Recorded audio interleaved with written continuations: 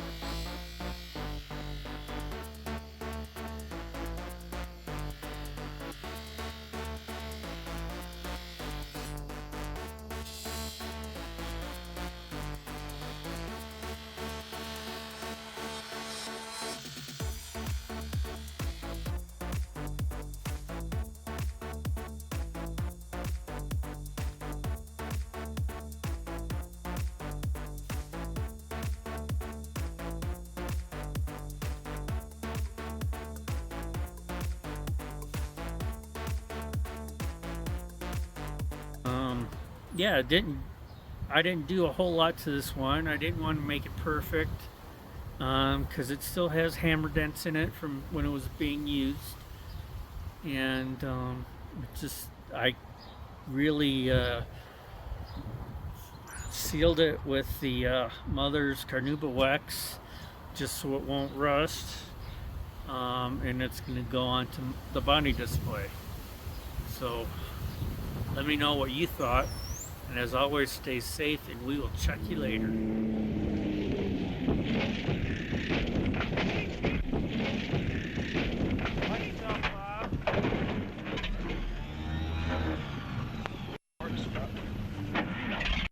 Okay, boys.